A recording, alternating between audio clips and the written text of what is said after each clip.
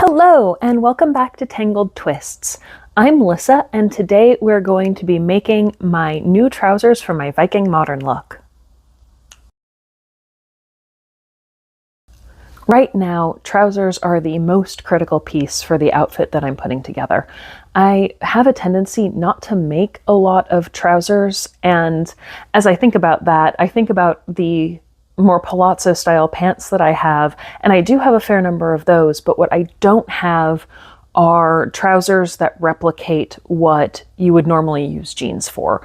So those days when you want to be really active and you're going to go out in the garden, or you're going to go on a hike, or you're just having a day around the house where you don't necessarily want to look extra fancy, and you don't really want to wear a skirt either because, yeah, they're comfortable, but they're kind of like, they feel kind of fancy to me. But they're also kind of boring to make. So I end up not making as many trousers as I should, and that always puts me in a bind. I tend to only have 2 pair at any given time, and you'd think I would have learned my lesson. I wore through the bum on both of my first pairs in about 2 years, and I went, oh, well, no problem. I'll just make a whole bunch more, and I'll use a heavier weight linen. And I managed to make 2 more pairs, only one of which is in a heavier weight linen, and the thinner light linen has already needed to be patched. It's not even a year old. I wear these things a lot because they're what you wear when you're doing yard work and just existing. So it is definitely time to make some more. Now, initially, I had been making trousers from a Frankenstein pattern. This is Simplicity 1185. It was back from when Project Runway was super popular. I don't even really know why I picked this pattern up. I enjoyed Project Runway at the time, but it's for a jumpsuit, and I am not a jumpsuit sort of person. They're inconvenient, and I don't particularly like them. But one day I needed pants, and I had no patterns, and as I dug through the stash, I found this and went, you know, if I just stuck a waistband on that instead of a top, it would work just fine for what I needed, and that's what I did. Unfortunately, that was also before I started tracing my patterns, so this pattern has been cut, and that complicates changing the size. I can still do that, but now I'm going to have to do more fitting, and there's a lot more trial and error, and I don't really have a lot of good notes on what I did, so I started looking for a new pattern. And happily, I came across Ora Lin on Instagram one day, and they had just released their version 2 olive pants. And watching that reel, those trousers looked like they did everything I needed them to. They had just enough fitting around the waist, but they also allowed for a lot of freedom of movement and several different ways to style them as you make them. So that is the pattern that I will be working with to make my Viking modern trousers. The first go of this is what I am presenting to you here today. I'm making it out of 4C22 chocolate colored linen from Fabric Store, my favorite place to go and get my linen. Not sponsored by them, I just really love their stuff. And I'm using that as what will be a wearable mock-up. I've never done this pants pattern before. I don't know how it's going to go. And so I'm pretty sure it's going to fit just fine. But at the same time, I want to make sure that I'm not going overboard and making like 5 or 6 of these, even though that's probably how many I could use. So let's get started. Working with this pattern is going to be a little different. It's a digital download that you print at home, and that means you have to build it. The pages of the pattern have to be assembled in order and carefully matched so that all the pattern lines meet correctly. To do that, I leave the first page as is, and then trim 1 or 2 edges of each following page. Leaving a bit of overhang underneath each join helps me stabilize the pattern later. I use a paper cutter to trim the page edges and then carefully align the lines of the pattern as well as the marks, stars in this case, that are in the pattern specifically to help align the pages. This is a lot harder than it sounds. If you're not careful, you end up shifting the pages slightly every time you touch them, which can make taping them together quite a process. When I'm building this type of pattern, I try to assemble them in as many pieces as possible rather than as one big sheet. I find that the resulting pattern pieces are easier to handle than a single large sheet, and it also helps prevent the inevitable errors in assembly from affecting other pieces. Anytime you're putting a pattern together like this, it's important to remember it's never going to be perfect. If we come down here, you can see that these pieces of paper didn't quite line up, but that star really does. That's because these two pieces fed through the printer slightly differently.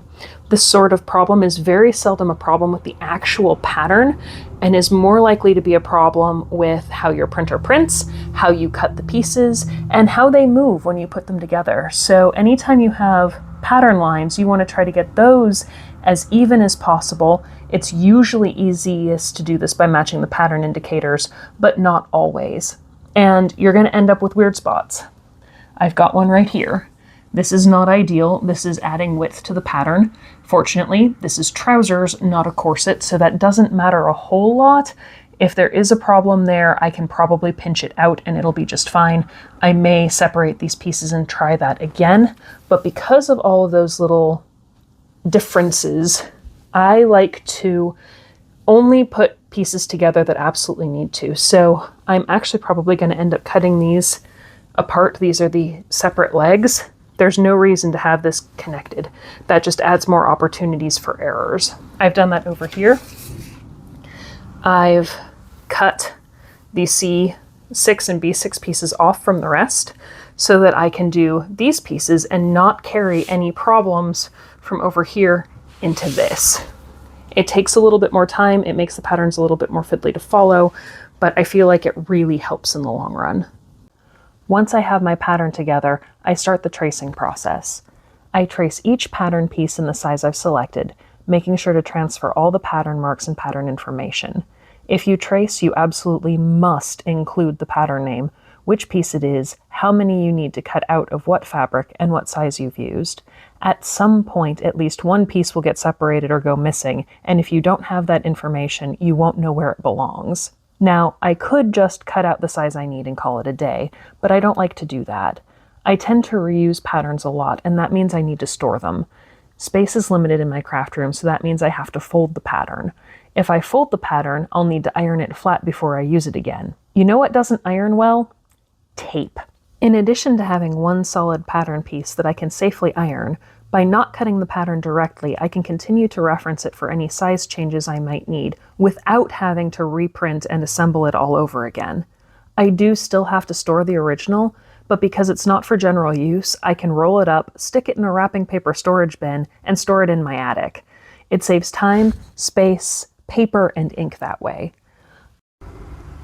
This is a mistake that I've somehow never made before. I have accidentally overlapped my pattern pieces while I was tracing. This isn't a super big problem to fix. I just need to trace something that matches this box and tape it onto the end of my pant leg, but that does mean that I'm going to have to tape this, which means if I fold it and crease it, I won't be able to iron it, which is part of the purpose of tracing in the first place. So I will probably have to retrace this leg at some point. I'm cutting my pieces out of heavyweight brown linen. For your reference, the linen is 4C22 from Fabric Store, and I believe the colorway is chocolate. I used to use their mid-weight IL019 linen for my trousers, but I play hard and I found I wear through the bum too fast on more fitted trousers if I use a lighter fabric, so I switched to heavier weight. As much as I love linen, it is an incredibly wiggly fabric to work with, and that makes cutting more of a process. You have to be careful not to pull or snag the fabric once you start, because if you do, it will move the fabric out of alignment. I try to cut all the pieces I can without moving anything. It's best if you can find a space that will let you lay out your whole fabric length at one time. You can cut some, adjust, cut more if you don't have the space, but you will absolutely have better results if you do it all in one go. I remove the fabric straps that I cut free as I go, but I leave the bigger ones for as long as I can so as not to risk shifting anything. Once my pieces are cut out, I can transfer the pattern markings. Again, the fabric will shift significantly if you move it, so I try to move the fabric pieces as little as possible when I do this, so that all the marks end up in the correct places. I don't worry so much about the smaller pieces that I can easily get back into the right shape after they've moved, but for the big pieces like the legs and pockets, it's best if you can avoid moving them until they've been marked. For this pattern, the sewing process begins by finishing the raw edges of all pieces. I often skip this part in favor of my hand-felled seams, but I am in pretty dire need of trousers, so I figured going the fast but effective route would do. I also wanted to see how it helps the pockets and crotch, because they have more curves than any other part of the trouser and can be more difficult to finish neatly. I've not overcast the edges before, so if it turns out to be effective, this may become my go-to method for those areas. I'm not doing the long seams on the trousers because I know I'm going to fell those, and I'm not doing the waistband because I'll be encasing those raw edges as well. I'm using a zigzag stitch on my normal machine instead of overlocking on my serger because I don't want to accidentally cut off any seam allowance. The serger goes very fast and mistakes can be fatal, which I can't afford here. If the protective stitching works out, I'll figure out how the serger changes the allowance and go from there, because it is a faster, easier, and tidier way to do this. As I normally do, I'm working in batches rather than going in full pattern order for assembly. In this case, it means doing the zigzag on the pockets, facing, and crotch seams, adding the pocket reinforcing cotton tape, sewing the darts, and sewing the pleats. Sewing is followed by a round of pressing to finish the darts, pleats, and fly facing. I also prep the belt loops now since I'm already at the ironing board. Preparing the belt loops uses a long, skinny piece of fabric. It's pressed in half, and then the raw edges on each side are tucked into the center and pressed down. The stacked layers make this piece a lot more rigid, which helps support a belt. The strip is taken to the machine and stitched down both sides to secure it. Later on in construction, this strip will be cut down to make loops. I leave it whole here so that I don't lose anything. And that brings us to the zipper installation. I tend to avoid zippers because I'm not super comfortable with them, but I haven't been happy with my use of pants hooks closures lately, so I figured I'd give it a try. I'll never get better if I don't practice. Ora Lin does have a tutorial for these trousers, which I referenced for this part to make sure I didn't make too many mistakes. The installation of the facing asks for understitching, which is a narrow line of stitching that connects the seam allowance to the facing. I usually skip understitching in the interest of speed, and I am now full of regret because I did the understitching this time, and now I understand how it's useful. The more you know. The facing is also top stitched down before the zip is installed. When putting the zip in, I didn't get right up next to the zipper teeth. Since I'm not at my best with zips, I figured I'd give myself some wiggle room and sew near the tape edge. That turned out not to be needed, so I know that now. I've also skipped the top stitching around the zip to secure the facing on some capris I made, and that fly has always had issues, so I decided to use it here to see if it works any better. I prefer not to have visible stitching on my garments, which is why I've left this off in the past. It might not be fully needed, but I'll never know what it does if I don't try it. The weird part is the installation of the other side of the zip. You're basically doing it blind in a lot of ways. The trouser front is pressed at the crotch seam, the zip is sandwiched between the trouser front and the fly facing, and the seam is completed with top stitching. It's weird, but effective. After the zip is fully installed, the front crotch seam needs to be completed. This step is a little fiddly because the area to seam and fell is very short and very curvy. Even though it's complicated to press, don't skip this step. You run the risk of having weird puckers when you stitch the seam down, and it looks really, really bad. For sections like this, your best bet is to take your time. If you rush, you will almost certainly make a mistake. On the whole, I am really pleased with how this fly came out. I think it's the best fly I've installed thus far. I did come across another method of fly installation that's very similar, but happens in a different order, and I think it might improve a little bit of the puckering that I'm getting down here. This is pretty good, but I would like to try it again and see if I can't get that a little bit cleaner next time. After getting the zipper in, the rest of the process is smooth sailing. Before I can assemble the trouser legs, I need to set in the pockets. They're slash pockets, which means they take a little bite out of the top of the trouser panel to form the pocket opening. After getting the pocket placed, but before I start to sew, I trim that excess out. The white strip you see is cotton tape, which was sewn to the pocket edge as reinforcement to prevent it from stretching out of shape with use. The pocket is attached to the trouser panel just along the outside of the cotton tape. Since I generally use natural fiber fabrics, I do all my pressing on full heat with steam, and I use a few extra steps when pressing to get the best possible result. First, I press the seam as sewn to set in the stitches. It may not seem necessary, but it makes a big difference to how the seam comes out.